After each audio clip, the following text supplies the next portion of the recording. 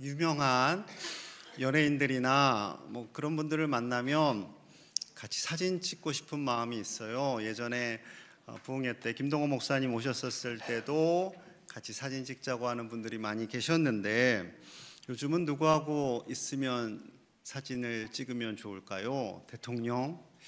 요즘 대통령은 별로 인기가 없을 것 같아요. 아이유 내지는 임영웅 씨, 유재석 씨, 우리 어르신들은 최불암 씨. 그러면 좀 사진 좀 찍을 맛이 좀 나겠죠. 젊은 세대들은 BTS, 블랙핑크, 뉴진스 이런 사람들하고 사진 찍으면 내가 이 사람을 좀 알아요 하는 좀 자랑을 하고 싶은 마음이 있을 것 아니겠어요? 예전에 그 프로그램을 보다가 연예인들이 길에서 그렇게 찍고 촬영하고 있었는데, 그 바로 옆에 그 야외 카페에서 그 신세계 부회장 정영진 씨를 만났더라고요. 그랬더니 이 연예인들이 와, 정영진 부회장이다 하면서 되게 좋아하고 반가워하는 거예요. 그래서 웃었어요. 우리는 그냥 연예인 보면 좋아하고 막 아는 척하고 싶은데, 연예인들은 부회장을 만나야, 정영진 씨 정도는 돼야 이게 반가워하는구나 그 생각을 했어요. 그런데 그 중에 한 명이 다가가서 아유 반갑다고, 잘 지내냐고, 그분에게 그렇게 인사까지 하면 어떻게 알아? 무슨 사이야? 이러고 하지 않겠어요? 여러분, 우리는 대기업 부회장 정도로 만족하는 사람들이 아니죠. 천지를 만드신 하나님과 친한 사람들이에요. 천지를 지으시고 우리를 빚으신 그 하나님을 아버지라고까지 부르는 사람들이에요. 여러분, 아버지와 얼마나 친밀하세요? 하나님 아버지와 친밀하다는 것이 얼마나 기쁜 줄 모릅니다. 이 놀라운 은혜를 깨달아야 교회 다닐 맛이 나는 거죠. 교회를 다니는데 하나님 아버지하고 별로 친밀감이 없어요. 하나님이 계신 것 같기도 하고 안 계신 것 같기도 하고 잘 모르겠고, 그러면 굉장히 안타까운 거죠. 여러분, 우리는 하나님과 친밀하려는 그런 선한 마음이 있어요. 선한 욕심이 있어야 돼요. 나 하나님과 친하고 싶다, 나 늘 하나님과 동행하고 싶다라는 마음. 그러려면 어떻게 해야 될까요? 오늘 6절 좀 봅니다. 6절. 만일 우리가 하나님과 사귐이 있다 하고 어둠에 행하면 거짓말을 하고 진리를 행하지 아니함이거니와. 하나님과 사귐이 있다, 하나님과 친밀해요, 제가 하나님을 좀 알아요 하는데 우리가 어둠에서 행하면, 즉 죄와 친하면 이것이 말이 안 된다라는 거죠. 우리는 하나님을 믿고 예배의 자리에 나와 있습니다. 하나님과 사귐이 있다고 하는 사람들이에요. 그런데 죄와 친하게 될 경우에는 이것은 합당하지 않다, 이 믿음은 참 믿음이 아니다, 하나님께서 내가 너와 사귐이 있다는 것에 대해서 조금 좀 고려를 해봐야겠다라고 하신다라는 거죠. 왜 그럴까요? 자, 5절에 그 답이 있습니다. 5절 함께 봅니다. 시작. 우리가 그에게서 듣고 곧 하나님은 빛이시라 그에게는 어둠이 조금도 없으시다는 것이니라. 아멘. 하나님은 빛이세요. 어둠이 조금도 없어요. 털끝만큼도 없어요. 깨끗한 분이세요. 그런데 우리는 어떨까요? 우리는 죄가 있을까요? 없을까요? 네. 나는 법원에도 가지 않았고, 나는 경찰서에도 가본 적도 없고, 심지어 그 흔한 교통 딱지도 떼본 적이 없어요. 그런데 내 안에 무슨 죄가 있습니까? 나처럼만 살아보세요 하시는 분들도 계실 거예요. 광양제일 식구들 정도면 상당수가, 거의 대부분이 아마 그러실 것 같아요. 그런데 이 세상의 법은요, 최소한의 법입니다. 사람들끼리 약속한 거예요. 우리가 살아가면서 이 정도는 좀 지키고 삽시다, 이 정도는 좀 지키고 살아야 안전하겠습니다 해서 합의한 거죠. 합의한 거예요. 그러나 누군가가 어떤 생각을 하며 사는지에는 별로 관심이 없어요. 제가 어떤 길 가다가 여인을 탁 보고 이쁜데 하면서 침을 질질 흘리면서 이상한 생각을 했다, 그렇게 한들 경찰이 와서 어이 목사님 좀 같이 가봐야겠어요, 법원에서 심판받지 않습니다. 제가 무슨 생각을 하는지 별 관심도 없어요. 물론 제가 너무 그렇게 침을 흘리면서 쳐다봐서 그 여인이 모욕감을 느끼고 법원에 고소를 했다? 그러면 이제 끌려갈 수가 있겠죠. 자, 하나님께서 이렇게 말씀하세요. 마태복음 5장 28절입니다. 나는 너희에게 이르노니 음욕을 품고 여자를 보는 자마다 마음에 이미 간음하였느니라. 너무 과한 말씀 아닌가요? 아니, 좀 생각 좀 했다고, 이미 간음까지 했다라고 주님 말씀하십니다. 그렇다면 이 말씀에 비껴갈 수 있는 남자분들이 몇이나 될까요? 많지는 않을 것 같아요. 물론 우리 광양제일의 남자 성도님들은 다 피해가지 않으실까, 피해 가셨으면 좋겠다라는 마음이 있습니다. 여러분, 우리 안에 죄된 마음이 있기 때문에 그래요. 죄된 마음이. 여러분, 자녀들에게 거짓말을 가르친 적이 단 한 번도 없잖아요. 얘가 좀 이때는 거짓말 좀 해서 위기를 좀 모면했으면 좋겠는데 하는 부모님들은 한 분도 안 계실 겁니다. 그런데 우리 아이들이 어때요? 신기하게 아주 탁월한 거짓말로 엄마 아빠를 속일 때가 있지요. 여러분 잘 기억은 안 나시겠지만 저와 여러분들도 어렸을 때 똑같았어요. 왜 그럴까요? 우리 안에 죄된 본성이 있기 때문에 그렇습니다.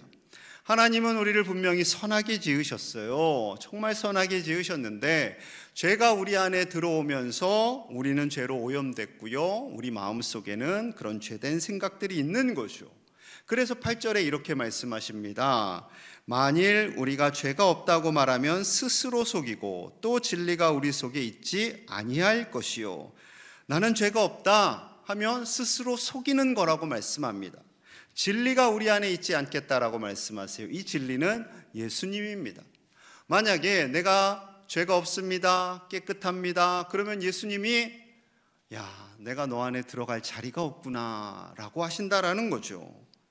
이 말씀을 보면 죄가 없으신 하나님과 죄가 있는 우리가 함께 사귄다라는 것이 합당하지 않다라는 거죠. 그러면 우리의 죄의 문제를 해결해야 돼요.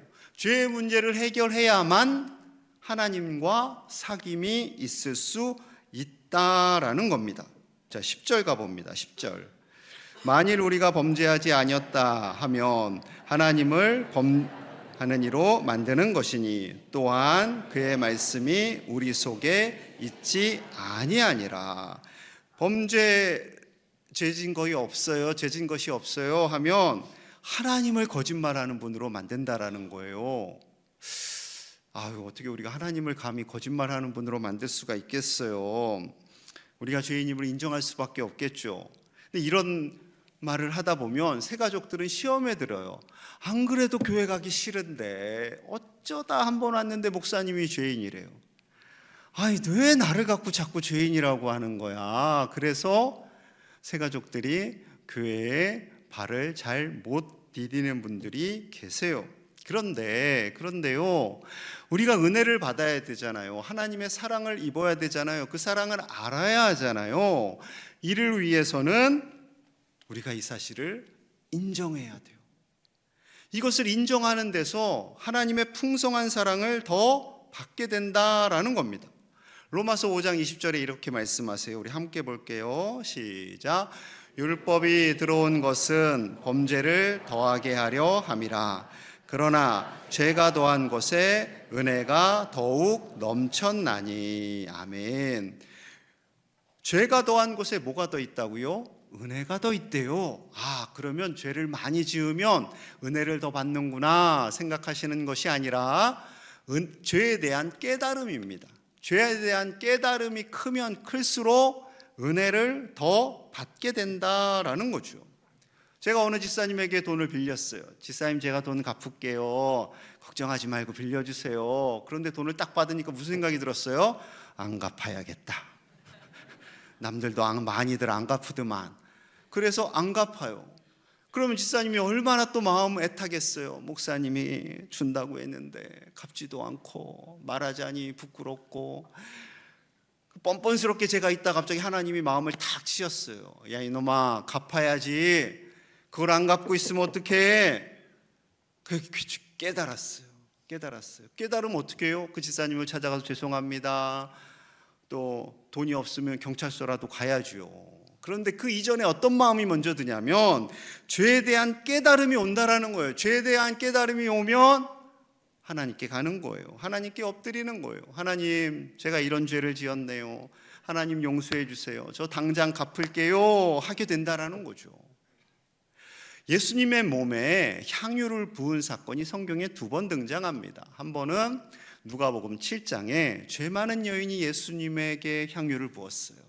또 한 번은 마태복음 26장, 예수님의 거의 사역이 끝날 즈음에 마리아가 예수님의 장례를 준비하며 향유를 붓게 되죠.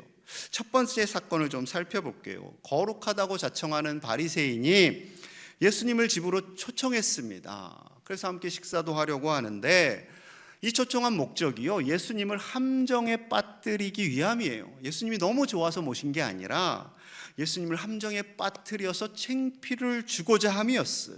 많은 사람들이 모였어요. 그런데 생각지도 않은 손님이 들어왔네요. 그 지역에 저 여자는 죄인이야 라고 정죄하는 여인이 옵니다. 자, 누가복음 7장 37절 38절이에요. 그 동네에 죄를 지은 한 여자가 있어 예수께서 바리새인의 집에 앉아 계심을 알고 향유 담은 옥합을 가지고 와서 예수의 뒤로 그 발 곁에 서서 울며 눈물로 그 발을 적시고 자기 머리털로 닦고 그 발에 입 맞추고 향유를 부으니, 그 동네에서 저 여인은 다 죄인이라고 누구나 다 알아요. 몸을 파는 일이었든지 어떤 안 좋은 일을 하는 그런 여인이었던 거죠. 죄인 취급받는 그 여인이 예수님께 다가옵니다. 그리고 예수님의 얼굴 쪽을 향하지도 못해요. 그냥 예수님의 발에 눈물을 흘리고 자신의 긴 머리털로 예수님의 발을 닦고 그 발에 입을 맞춥니다. 조금 무섭죠. 긴 머리털로 막 이렇게 예수님의 발을 닦고 막 뽀뽀하고, 얼마나 당황스러웠겠어요. 사람들이 저 여자 저거 이제는 미쳤구만, 이런 시선으로 쳐다봅니다. 바리새인은 생각했어요. 예수라는 자가 선지자라면 지금 저 여인이 어떤 여인인지도 알 것이고, 그렇다면 당장 그런 짓을 그만둬라 라고 말할 것이다 라고 생각했어요. 자, 그 생각을 아시고 예수님이 그에게 이렇게 말씀하십니다. 44절에서 46절. 그 여자를 돌아보시며 시몬에게, 그 바리새인의 이름이 시몬이에요, 이르시되 이 여자를 보느냐? 내가 내 집에 들어올 때 너는 내게 발 씻을 물도 주지 아니하였으되 이 여자는 눈물로 내 발을 적시고 그 머리털로 닦았으며 너는 내게 입 맞추지 아니하였으되 그는 내가 들어올 때부터 내 발에 입 맞추기를 그치지 아니하였으며 너는 내 머리에 감람유도 붓지 아니하였으되 그는 향유를 내 발에 부었느니라. 의인이라고 자처하는 이 바리새인 시몬은요, 예수님을 환영하지 않았어요. 진심으로 환영하지 않았어요. 일반적으로 초청받은 손님이 오면 그곳은 흙먼지가 많으니까 발 씻을 물을 내어 드립니다. 그리고 환영에 입맞춤을 해요. 이게 옆으로 하는 뽀뽀 있잖아요. 그거를 해요. 그리고 중동의 열기가 뜨거우니까 이렇게 감람유, 올리브 오일이죠, 그거를 머리에 살짝 얹습니다. 좀 더 귀한 손님이 오면 향유를, 비싼 향유를 머리에 부어요. 그런데 이 세 가지 중에 단 한 가지도 이 바리새인 시몬은 하지 않았어요. 그런데 이 비천한 여인은, 죄인이라고 인정받는 이 여인은 다 했어요. 예수님의 발에 눈물을 적시며 자신의 머리털로 닦았고 그 발에 입을 맞추었고 그리고 그 발에 향유를 부었습니다. 죄인이라고 손가락질 당하던 이 여인의 마음엔요, 용서받고 싶은 마음이 있었어요. 세상 사람들은 나를 다 정죄하지만, 나를 다 미워하지만 메시아이신 예수님만은 나를 용서해 주실 거야. 그에게 가서 행동으로 자신의 마음을 표현한 거죠. 말도 못해요. 예수님의 얼굴도 제대로 못 봐요. 그쪽에 갈 수도 없어요. 그저 발에서. 감히 나는 주님의 얼굴도 제대로 볼 수 없는 여인입니다. 그래서 뒤쪽으로 와서 그 발을 그렇게 한 거예요. 여러분, 그 마음, 그 중심 우리 주님이 아시지요. 얼마나 간절히 회개하는 마음이었는지 아셨기에 이렇게 말씀합니다. 누가복음 7장 47절 48절 같이 봅니다. 시작. 이러므로 내가 내게 말하노니 이는 그의 사랑함이 많음이라. 사함을 받은 일이 적은 자는 적게 사랑하느니라. 이에 여자에게 이르시되 내 죄사함을 받았느니라 하시니, 그 여인에게 죄사함을 받았다라고 당당하게 말씀하세요. 그때 이 여인이 얼마나 기뻤을까요? 얼마나 기뻤을까요? 그런데 이 여인을 향해 용서받은 이유가 47절에 있습니다. 많은 사랑이라고 하셨어요. 사랑. 그러니 예수님을 많이 사랑하기 때문에 용서를 구할 수 있었다라는 거예요. 즉, 사랑하면 회개한다라는 거죠. 예수님을 너무나 사랑해서 많은 은혜를 받은 사람이 주님께 나아가 그렇게 용서함을 구할 수 있다라는 겁니다. 우리는 하나님을 사랑합니다. 예수님 사랑해요. 구두로도 표현하고요, 찬양으로도 표현 많이 하죠. 그렇다면 그와 동시에 죄를 미워하는 마음도 있어야 돼요. 죄의 자리에 가지 않으려는 마음도 있어야 돼요. 이 부끄러움이 있다면 회개의 자리로 나오는 것을 어려워하지 않아야 해요. 1907년 평양에서 큰 부흥운동이 일어나죠. 대부흥운동, 평양 대부흥운동이라고도 합니다. 많이들 아실 거예요. 그때 운동의 핵심은 회개였다. 그럼 그분들이 막 억지로 눈물 흘리고 막 행주 짜듯 회개를 막 쥐어짰을까요? 여러분, 회개 이전에 주님의 사랑을 깨닫는 은혜가 먼저 오는 거예요. 그 사랑을 알게 되면 자연스럽게 나의 죄가 보이게 되고 그 죄를 회개하게 되는 거죠. 엄청난 회개의 역사가 일어났습니다. 주님을 사랑한다고 고백하게 되었어요. 선교사님들부터 목사님들부터 장로님들에 이르기까지 교회 대표들이 먼저 일어나 은혜 받고 회개하였어요. 그러자 한국교회에 놀라운 부흥의 물결이 흘러가기 시작합니다. 회개하기 시작했던 거예요. 수많은 도둑들, 깡패들, 도박꾼들, 아이콘 중독자들이 그 죄된 것들을 끊고 새로운 삶을 살게 됩니다. 바람을 피우며 가정을 내팽개쳤던 남편들이 돌아오게 됩니다. 돈을 떼어 먹었던 사람들이 돈을 갚고 사과하기 시작합니다. 자, 이 놀라운 일들이 일어났는데 100년이 지난 지금 왜 한국교회는 지금 더 부흥이 일어나지 않고 있을까요? 왜 목회자들과 장로님들이 그때 받았던 존경을 받지 못하고 있는 걸까요? 하나님을 연약한 종이 호랑이로 만든 거예요. 그저 하나님, 당신은 우리에게 복 주시면 돼요. 돈도 주시고요, 성공하게 하시면 돼요. 회개는 쏙 빠졌어요. 그러다 보니 물질의 축복만을 바라는 하나님으로 만들어버린 거죠. 2007년에 기독교에 다시금 100년 전의 부흥을 주십시오라고 수많은 행사를 했어요. 여러분, 행사를 한다고 해서 기독교가 부흥되지 않죠. 그로부터 18년이 지난 오늘 한국교회는 정치적인 이슈에 더 관심을 갖게 되었습니다. 무속에 빠진 정치인들을 살리려고 기독교 안에서 서로 갈등하고 너는 어느 편이냐, 너는 어느 파냐 서로 갈등합니다. 이런 곳에 하나님을 향한 사랑이, 죄에 대한 회개가 일어날 수 없는 거죠. 당연히 부흥도 일어날 수 없습니다. 사도 바울조차 이렇게 고백했어요. 디모데전서 1장 15절입니다. 우리 함께 볼게요. 미쁘다 모든 사람이 받을 만한 이 말이요, 그리스도 예수께서 죄인을 구원하시려고 세상에 임하셨다 하였도다. 죄인 중에 내가 괴순이라. 죄인 중에 내가 괴순이라. 사도 바울은 예수님께서 우리를 용서하기 위해 죄인을 구원하러 오신 것을 확실하게 깨닫습니다. 그리고 내가 모든 죄인들 중에 최고의 죄인입니다, 이렇게 고백을 합니다. 여러분, 사도 바울은 신약 성경 27권 중에 13권을 쓰신 분이에요. 그분이 우리보다 얼마나 더 많은 죄를 지었겠어요. 그런데 그가 죄인 중에 괴수라고 예의상 하는 것이 아니라 진심 어린 고백을 합니다. 게다가 이 고백은요, 예수님 처음 만나서 한 고백이 아니에요. 처음 예수님 만나서 회심해서 한 고백이 아니라 지중해 연안을 3번이나 전도 여행을 다니고 로마 감옥에 2번째 갇힌 상태에서 곧 하나님의 부르심을 받기 전에 디모데에게 쓴 편지의 일부입니다. 죄인을 구원하여 주신 그 주님의 사랑, 그 사랑을 생각할 때마다 죄인 중에 괴수였던 나를 살려주신 은혜 감사하며 고백할 수 있는 거죠. 오늘 본문도 그러합니다. 7절 봅니다. 그가 빛 가운데 계신 것 같이 우리도 빛 가운데 행하면 우리가 서로 사귐이 있고 그 아들 예수의 피가 우리를 모든 죄에서 깨끗하게 하실 것이요.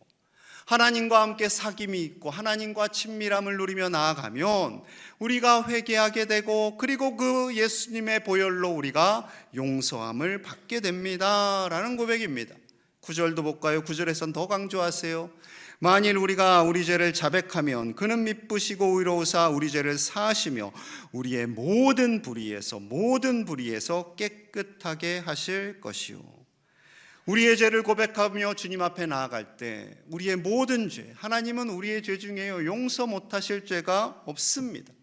우리를 깨끗하게 해주시는 하나님의 은혜, 100% 하나님의 은혜이지요. 우리의 공로는 없습니다. 전적으로 십자가, 그 십자가에서 흘리신 보혈로 우리를 용서하여 주시고 100% 의인 삼아 주시는 거죠. 100% 죄인이었던 우리가 100% 의인의 모습을 갖게 되었습니다. 이것이 은혜인 거예요. 이것이 은혜예요. 그런데 아직 우리 안에 죄된 마음이 있어요. 죄된 마음이 있어요. 그래서 우리가 예배드리는 중에 회개 기도를 한 것이지요. 의인이 되었다고 회개할 필요 없습니다. 의인이 되었는데 무슨 회개가 필요해요? 하는 구원파 이단이 있어요. 그거는 이단이 하는 이야기고요. 우리는 불완전한, 이 시대를 살고 있는 우리는 불완전한 의인이기 때문에 주님께도 가까이 나아가 죄를 고백하는 거죠. 죄를 고백하면 어떤 일이 생길까요? 사도행전 3장 19절이 있습니다. 우리 함께 볼게요. 시작. 그러므로 너희가 회개하고 돌이켜 너희 이같이 하면 새롭게 되는 날이 이를 것이요. 아멘. 회개하면 새롭게 되는 날이 임한다고 하십니다. 새롭게 되는 날, 새로운 피조물이 된다는 거죠. 하나님의 자녀가 되는 거죠. 죄에 눌렸던 우리의 마음이 회복되고 참 기쁨을 누리는 하나님의 자녀가 된다라고 말씀합니다. 사랑하는 여러분, 회개하는 것은요 부끄러운 게 아니에요. 하나님께는 우리의 모든 마음을 다 내어드릴 수 있어야 합니다. 그러할 때 하나님께서는 우리를 참 자녀 삼아주시고 우리와 사귐이 있게 하시고 우리와 동행하시며 이 험한 세상에서 승리하는 하나님의 아들, 딸이 되게 하시는 줄로 믿습니다. 기도하겠습니다. 하나님, 우리를 위해 예수님을 이 땅에 보내주시고 그 보혈로 우리의 모든 죄와 허물을 용서하여 주시니 감사합니다. 죄를 미워하게 하시고 죄와 타협하지 않음으로 하나님과 더 친밀해지는 우리 모든 가족들 다 되게 하여 주시옵소서. 특별히 우리가 이름을 적었습니다. 우리의 가족들, 이웃들, 잠시 신앙생활을 내려놓고 있는 이들, 저들의 이름을 적었사오니 하나님 저들의 마음을 만져주시고 죄의 길을 떠나 하나님과 교제하며 하나님과 함께하며 하나님의 아들, 딸로 사는 복을 누리게 하여 주시옵소서. 예수님 이름 받들어 간절히 기도하옵나이다. 아멘.